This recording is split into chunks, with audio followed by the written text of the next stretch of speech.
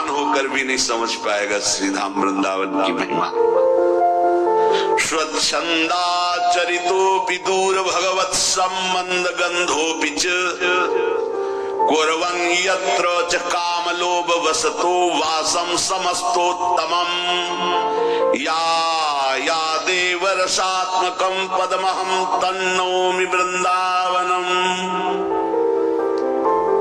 बड़ी गजब की महिमा वृंदावन की। ये विश्राम की तरफ जा रहा है वृंदावन, जो महिमामृत की रचना की है। बहुत कैसे कोई समझ पाएगा? वो किसी अन्य मार्ग में रत है। नाना मार्ग रतोपि, नाना शब्द में केवल परमार्थ ही नहीं है, स्वार्थ के बड़े मार्ग हैं। अर्थात वो कोई ज्ञानी नहीं, कोई निष्ठा नहीं, नाना मार्गों में चल रहा है। आज ये कल वो परसों, ऐसा व्यक्ति है। दूसरा दुर्मतिरपि, बिल्कुल दुर्वासनाओं से युक्त दुर्मति, दुर्बुद्धि है उसके अंदर, एकदम परमार्थ की कोई बुद्धि नहीं है, एक ऐसा व्यक्ति। तीसरा त्यक्त स्वधर्मों भी, वो किसी भी धर्म को नहीं जानता, सब धर्मों का त्याग किए हुए अर्थात अधर्म में युक्त है। चौथा स्वच्छंद चारितो भी, वो मनमानी आचरण करता है, स्वच्छंद है, किसी को कोई परवाह नहीं। गजब की निष्ठा। दूर भगवत संबंध गंधो बीच, गंध भी नहीं है भगवत भजन की, बहुत दूर है भगवत संबंध से, भगवत भजन से। कुर्वन यत्र च कामलोभ वसतो, वो लेस मात्र भी बल नहीं रखता काम को रोकने का, लोभ को रोकने का। काम एवं लोभ के वशीभूत है, ऐसा व्यक्ति है। देखो, इसको बहुत ध्यान से सुनना। इसका मतलब ये नहीं है कि आप सतमार्ग से नीचे गिरकर ऐसे आचरण वाले बने। अगर ऐसा भी व्यक्ति है और उसको धाम का सानिध्य मिल जाए, अब तो हम श्रीधाम वृंदावन वास करेंगे। वसतु वासम समस्तोत्तमम यागतिम,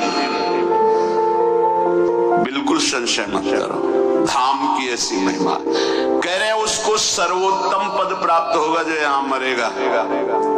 यद्यपि ऐसा है, वो दुराचारी है, धर्मों का त्यागी है, नाना प्रकार के मार्गों में चलने वाला है, स्वच्छंदचारी, मनमानी आचरण करने वाला, भगवत संबंध लेस भी नहीं है, काम क्रोध लोभ आदि सब भरे हुए हैं, पर उसने नियम ले लिया वसतो वासम, अब वृंदावन से बाहर नहीं जा सकता, वृंदावन वास करूंगा तो समस्तोत्तमम यागतिम, उसकी सर्वोत्तम गति होगी। यादेव रसात्मकम पदमहम तन्नौमि वृंदावनम, जो ऐसी रसमयी स्थिति को प्रदान करता है, ऐसे नीच आचरण वालों को मैं प्रणाम करता हूं, ऐसी वृंदावन की महिमा को श्रीपाद करे तन्नौमि वृंदावन। लेकिन ये बात केवल उसको अखंड वृंदावन वास का नियम ले लिया और यहीं शरीर छूटेगा, उसकी गति की बात कर रहे हैं।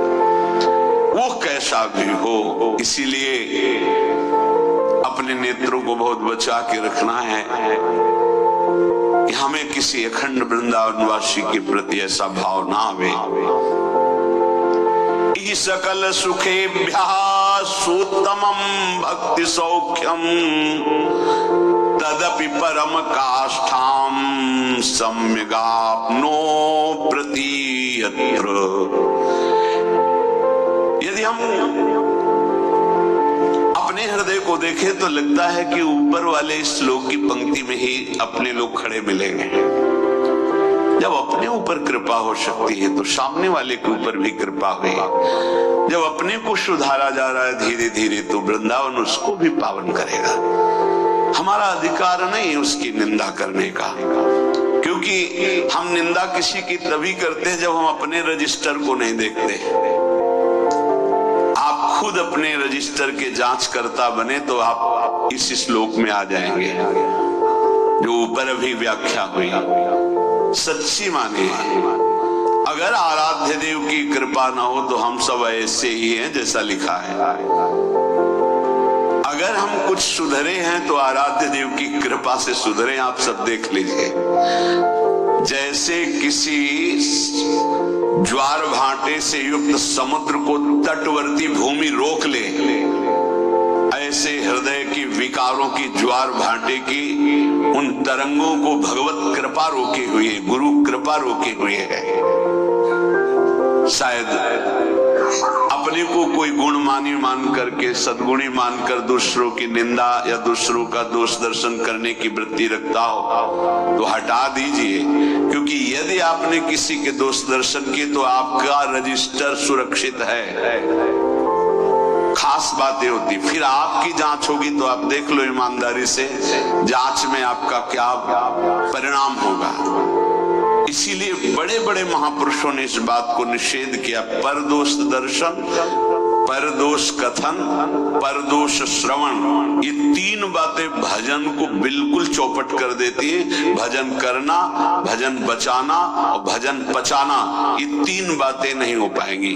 जो उपासक पर दोष दर्शन, पर दोष कथन, पर दोष श्रवण में थोड़ी भी रति रखता है, उसके हृदय में ये तीन बातें नहीं होंगी। भजन करना, करके बचाना और बचा के पचाना, ये नहीं हो सकता।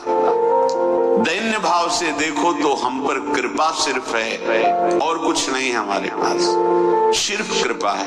कृपा से हम चल रहे हैं। जैसे नाव टूटी हो, फूटी हो, वो बीच में ही डुबो सकती है, पर चतुर खेवैया है तो ऐसे संभाल के चला रहा है कि टूटी नाव को भी किनारे लगा दे। ऐसे ही हम लोग सब हैं।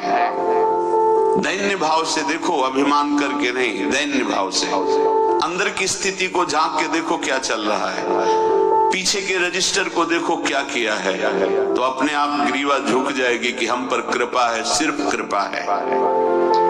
इहि सकल सुखेभ्यः शुद्धमं भक्ति सौख्यम तदपि परम काष्ठां सम्यगाप्नो प्रोति यत्र तदिहि परम पुंसो धाम वृंदावनाख्यम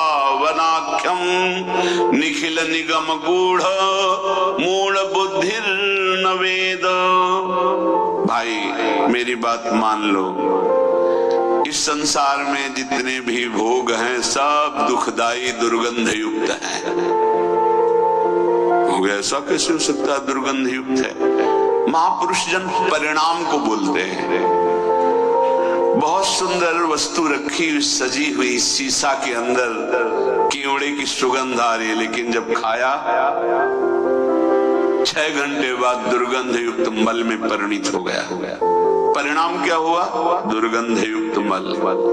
बहुत बढ़िया सेव का जूस, अनार का जूस पिया, 2-3 घंटे में वो लघु शंका बन के निकला दुर्गंध युक्त, घृणित, अपवित्र।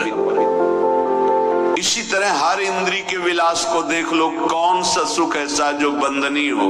वाह हमारे अहोभाग्य, कौन सा सुख है? धिक्कार है ऐसी बुद्धि को जो सच्चिदानंद प्रभु से विमुख होकर मलमूत्र के भांड शरीर पर आसक्त होकर अपना समय व्यर्थ में नष्ट करती है। जो भगवान नाम, भगवत चरणारविंद की तरफ बढ़ने का अवसर मिला, वो माया के द्वारा प्रेरित होकर शरीर राग, भोग राग में समय नष्ट करती है।